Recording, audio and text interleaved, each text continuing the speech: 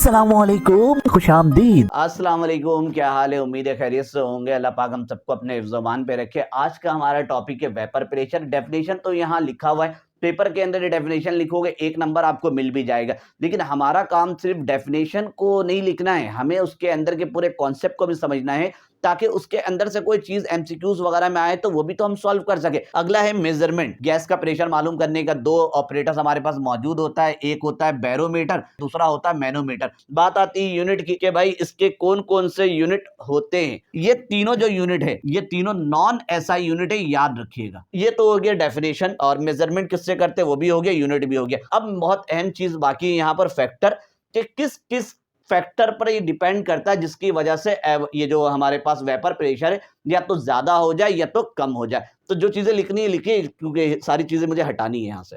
अब हमने आखिरी चीज फैक्टर पे बात करनी है कि भाई किस किस फैक्टर पर वेपर प्रेशर डिपेंड कर रहा होता है, और फिर मैं आपको ये भी बताऊंगा कि ऐसे कौन कौन से फैक्टर है जिसके अंदर डिपेंड नहीं कर रहा होता, क्योंकि एमसीक्यूज में ना वो वाला भी आ जाता है जिसपे डिपेंड नहीं कर रहा होता है। अगर वाटर या कोई भी लिक्विड है, अगर उसका टेम्परेचर ज्यादा हो ना, तो वो लिक्विड का मॉलिक्यूल जल्दी वेपर बनाएगा, ज्यादा वेपर बनाएगा।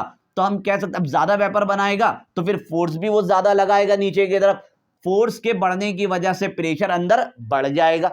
तो हम कह सकते हैं कि अगर लिक्विड का टेम्परेचर बढ़ जाए तो ऑटोमेटिक अंदर वेपर बढ़ जाता है। जब वेपर बढ़ेगा तो प्रेशर भी ज्यादा लगाएगा, नीचे ज्यादा हीट करेगा। तो हम कह सकते हैं डायरेक्टली प्रोपोर्शनल हो गया यहाँ पर वेपर प्रेशर और टेम्परेचर के दरमियान। तो आपके बुक के अंदर वैसे तो कुछ वर्डिंग वगैरह लिखा हुआ है, उसके बाद ये रिलेशन भी बना हुआ है, और उसके साथ एक आखिरी में एग्जाम्पल लिखा हुआ, for example vapour pressure of water. Water को लेकर बताया जा रहा है कि भाई वाटर, अगर पानी का टेम्परेचर 20 डिग्री है तो उस वक्त इसका जो वेपर प्रेशर होता है 17.5 टॉर होता है। लिख देता हूं, 20 डिग्री के अंदर 17.5 टॉर है। जबकि टेम्परेचर 100 डिग्री सेल्सियस पहुंच जाता है तो 760 टॉर होता है। ये चीज बॉइलिंग पॉइंट के अंदर भी पढ़ा था कि 100 डिग्री के अंदर 760 टॉर होता है वाटर का जो अपना वेपर प्रेशर है। तो टेम्परेचर देखिए, टेम्परेचर बढ़ रहा है तो वेपर प्रेशर ये कुछ भी है, यहाँ पे 20 में 17.5 है। जब प्रेशर टेम्परेचर इंक्रीज किया तो वेपर प्रेशर भी इंक्रीज हो गया, डायरेक्ट रिलेशन हो गया। दूसरे नंबर में आते हैं intermolecular force, IMF। Intermolecular force पहले भी कई बार बता चुका हूं कि कौन कौन से होते हैं। डाइपोल डाइपोल हो सकता है, इंड्यूस डाइपोल हो सकता है, लंदन डिस्पर्जन फोर्स हो सकता है, हाइड्रोजन बॉन्डिंग हो सकता है। हर लिक्विड के मॉलिक्यूल के अंदर अलग अलग हो सकता है। फिलहाल अगर कोई भी लिक्विड का मॉलिक्यूल है, अगर इसके दरमियान इंटरमॉलिक्यूलर फोर्स ज्यादा होगा ना, तो मॉलिक्यूल को वेपर बनने नहीं देगा आसानी से, कम वेपर बनेगा। कम वेपर बनेगा तो नीचे फोर्स भी कम लगाएगा, जब फोर्स कम लगाएगा तो प्रेशर भी अंदर कम लगेगा। तो हम कह सकते हैं कि अगर मॉलिक्यूल के दरमियान इंटरमॉलिक्यूलर फोर्स बहुत ज्यादा बढ़ जाए तो वेपर बनने नहीं देगा ज्यादा, तो वेपर प्रेशर में कमी आ जाएगी, इनवर्स रिलेशन हो गया। तो आप इसको यूं लिख सकते हो, intermolecular force is inversely proportional 1 divide by vapour pressure. अब आपके बुक के अंदर इसको भी कोई एग्जांपल डालकर उन्होंने लिखा हुआ है कि पहले तो कुछ वर्डिंग वगैरह लिखा हुआ है, the stronger the intermolecular force the lesser the rate of evaporation. अगर मॉलिक्यूल के दरमियान इंटरमॉलिक्यूलर फोर्स ज्यादा होगा तो एवापोरेशन का जो रेट है, लिक्विड से वेपर होने वाला, एवापोरेशन में लिक्विड से वेपर में जाता है, वो कम हो जाएगा। And hence the lower the vapour pressure. जब मॉलिक्यूली वेपर का कम हो जाएगा तो फिर प्रेशर भी ऑटोमेटिक कम हो जाएगा। इसके बाद लिखा फॉर एग्जाम्पल करके लिखा हुआ है, the vapour pressure of di ethyl ether.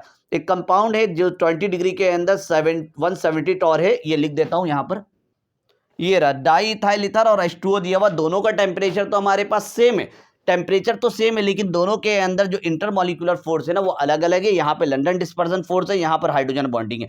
अब हाइड्रोजन बॉन्डिंग और लंदन डिस्पर्जन फोर्स पूरा डिटेल में पढ़ा हुआ। हाइड्रोजन बॉन्डिंग बहुत स्ट्रांग होता है, लंदन डिस्पर्जन फोर्स बहुत कम होता है। तो जब लंदन डिस्पर्जन फोर्स के दरमियान जो मॉलिक्यूल का अट्रैक्शन होता है वो बहुत कम होता है, तो जब इंटरमॉलिक्यूलर फोर्स का अट्रैक्शन कम है तो वेपर प्रेशर देखिए उसका ज्यादा है।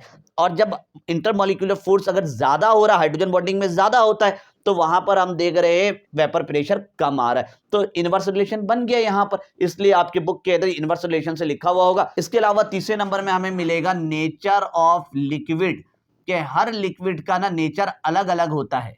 कुछ लिक्विड ऐसे होते हैं जिनका बॉइलिंग पॉइंट बहुत कम होता है, कुछ लिक्विड ऐसे होते हैं जिनका बॉइलिंग पॉइंट ज्यादा होता है।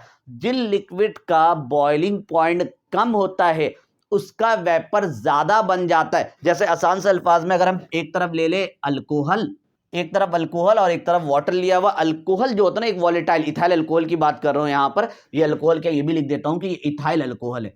तो इसका, या इथाइल अल्कोहल ले लो या पेट्रोल ले लो, इन लोगों का बॉइलिंग पॉइंट बहुत कम होता है। इनका वेपर ज्यादा ऊपर बन जाएगा। ये जो वेपर बनेगा ये आपको ज्यादा नजर आएगा। अगर हम पेट्रोल का ढक्कन खोले ना, तो पेट्रोल का ढक्कन खोलते हैं उसके अंदर से एक स्मेल निकलता है, पूरा वेपर ऊपर बैठ के तैयार रहता है कब खुलेगा और कब मैं निकलूंगा वहां पर। तो जो लिक्विड ऐसे हो, या तो वॉलेटाइल हो, नेचर का मतलब यही कि वॉलेटाइल हुआ, नॉन वॉलेटाइल हुआ।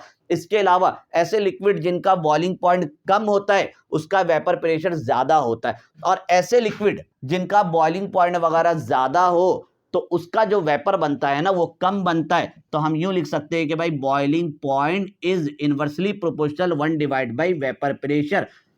अब आपके बुक के अंदर यही कुछ लिखा हुआ नजर आएगा कि vapour pressure of a liquid depend upon the nature of liquid. Nature of liquid पर भी ये डिपेंड कर रहा होता है। Liquid have low boiling point, ऐसे लिक्विड जिनका बॉइलिंग पॉइंट कम होता है, exert more vapour pressure at a given temperature.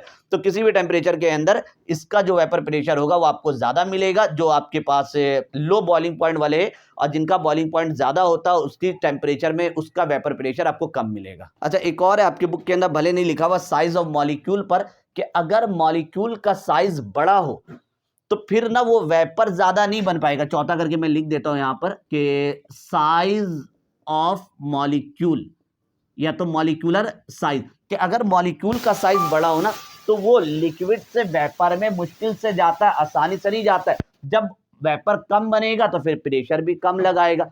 तो यहां पर इनवर्स रिलेशन हो गया। यहां पर अगर मैं इसको लिख दूं, molecular size of molecule is inversely proportional 1 divide by V V. भले बुक के अंदर नहीं, लेकिन अगर आपसे एप्टीट्यूड वगैरह के अंदर कहीं पूछा जा सकता है कि अगर मॉलिक्यूल का साइज बड़ा हो जाए तो वेपर प्रेशर ज्यादा होगा या कम होगा, तो वेपर प्रेशर में कमी आ जाती है। ये तो वो बातें हो गई जिस पर डिपेंड कर रहा है, या तो वेपर प्रेशर बढ़ जा रहा है या तो कम हो जा रहा है। लेकिन एक एग्जाम के अंदर सबसे ज्यादा आपको कंफ्यूज करता है कि सरफेस एरिया की वजह से क्या होगा, क्योंकि हमने एवापोरेशन के टॉपिक के अंदर जो फैक्टर पढ़ा था, वहां हमने पढ़ा था कि अगर सरफेस एरिया बढ़ जाए ना तो एवापोरेशन बढ़ जाता है।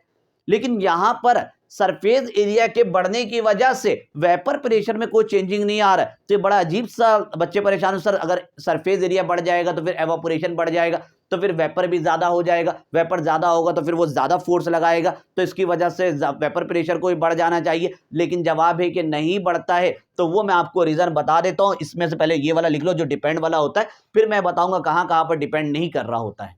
जी, तो अब हम नॉट डिपेंडेंट कि सरफेस एरिया या तो कंटेनर के साइज के बढ़ने की वजह से वेपर प्रेशर में कोई रद्दो बदल नहीं होता। हमारे दिमाग में ये आता है कि सर यहाँ पे सरफेस एरिया कम है, तो यहां से तो ज्यादा हुआ तो 3 जगह से वेपर बढ़े निकलेगा, यहां पर से तो ज्यादा निकलेगा, इधर से भी निकलेगा, इधर से भी निकलेगा, यहां से भी, यहां से भी, यहां से भी और यहां से भी। तो यहां पर तो वेपर ज्यादा कलेक्ट होगा।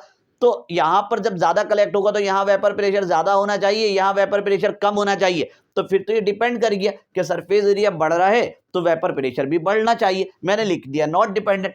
आप ना इसको सिर्फ एक तरफ से देख रहे हो, सही कह रहे हो कि फोर्स बढ़ जाएगा। यहां पे एक इनर मॉलिक्यूल अगर 3 बन रहा है तो यहां पे उसके कंपैरिजन ज्यादा बन जाएगा 6। तो भाई फोर्स बढ़ गया तो प्रेशर बढ़ जाना चाहिए। लेकिन आप इसको दूसरे तरीके से नहीं देख रहे हो। चलो इसका मैं लिखता हूं कि भाई प्रेशर है ऊपर जो है, चलो 3 मॉलिक्यूल है, तो इसको मैं कर देता हूं कि ये जो प्रेशर क्रिएट कर रहा है ये कर रहा है 20, और इसका एरिया निकाल रहा हूं। तो भाई यहां से लेकर यहां तक का जो एरिया का डिस्टेंस ये 10 है। आपने इसको कैलकुलेट किया, प्रेशर कितना आ गया, 2 आ गया। यहां पे जो वेपर प्रेशर है वो 2 है। दूसरे वाले का मालूम करिए। तो भाई सही कह रहे हैं कि यहाँ पे 3 मॉलिक्यूल था तो 20 फोर्स लगा रहा था, या 6 मॉलिक्यूल है तो 20 से ज्यादा लगाएगा। 20 के बजाय जाहिर सी बात है इसको डबल किया, उसको मैं डबल कर देता हूँ, वो 40 हो गया।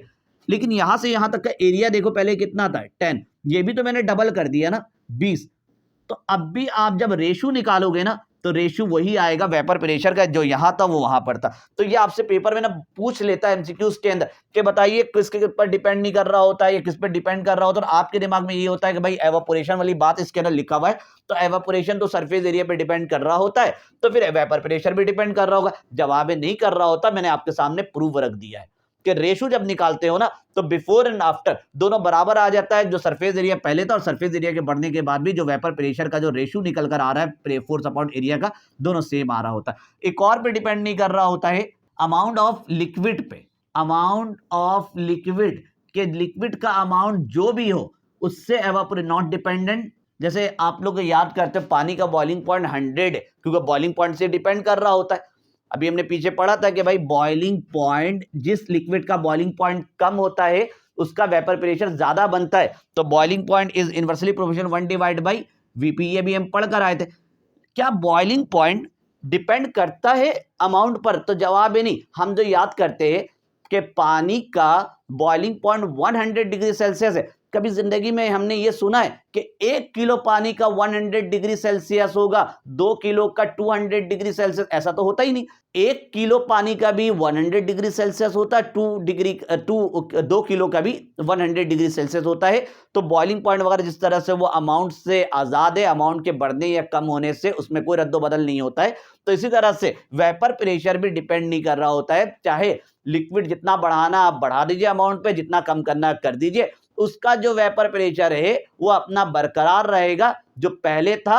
यानी कि अगर 1 किलो पानी का जो आप निकालिएगा वेपर प्रेशर, और अगर 20 किलो पानी का वेपर प्रेशर निकालिए, वही निकल कर आएगा। जैसे आपको नॉर्मल पानी का जो वेपर प्रेशर होता है 100 डिग्री के अंदर 760 टॉर होता है, यही है। अब अगर आप 100 किलो पानी भी ले लो ना, तो उसका 100 डिग्री के अंदर जो वेपर प्रेशर होगा 760 होगा। तो अमाउंट से ही आजाद हो गया, अमाउंट जो भी उससे कोई लेना देना नहीं होता है। इसका ताल्लुक जो पीछे हमने पढ़ा था कि भाई नेचर ऑफ लिक्विड हो, उस पर डिपेंड कर रहा होता है। इसके अलावा इंटरमॉलिक्यूलर फोर्स पर डिपेंड कर रहा होता है, बॉइलिंग पॉइंट पे डिपेंड कर रहा होता है, और एक और मैंने इजाफी ऐड कर दिया, साइज ऑफ मॉलिक्यूल पे भी डिपेंड कर रहा होता है। वो 4 पे डिपेंड कर रहा होता है। उनके बढ़ने या कम होने से वेपर प्रेशर में रद्दोबदल हो सकता है।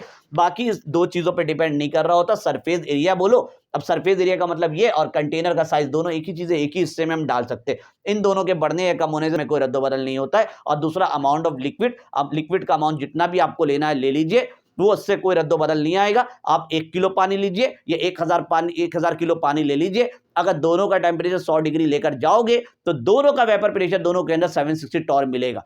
अगर एक जगह 1 किलो पानी है, एक जगह 500 किलो पानी है, अगर दोनों के अंदर टेम्परेचर 20 डिग्री है, तो 20 डिग्री के अंदर वेपर प्रेशर वाटर का 17.5 होता है। 1 किलो वाले में भी 17.5 होगा, 500 किलो वाले में भी 17.5 होगा। तो ये दोनों आजाद हो गया कि इन दोनों के बढ़ाने या कम करने से वेपर प्रेशर में कोई रद्दोबदल नहीं होगा। तो ये आपका थोड़ा सा टॉपिक हो सकता है लेंदी हो, लेकिन आपको जितना डिटेल हो सकता था मैंने आपको इसके अंदर बता दिया, ताकि आप लोग एमसीक्यूज में भी ना फंसो। पेपर के अंदर तो ये डेफिनेशन लिख दोगे, रटा रटाया चीज लिख दोगे, वो ठीक है, लेकिन आपको कॉन्सेप्ट पता होना चाहिए, ताकि कहीं एंट्री टेस्ट वगैरह में जाए तो आप कहीं पर फंसो नहीं। तो ये आपका टॉपिक यहाँ पे मुकम्मल हो गया। अब आगे जो वीडियो उसमें हम आपसे मिलते हैं, तब तक के लिए अल्लाह हाफिज।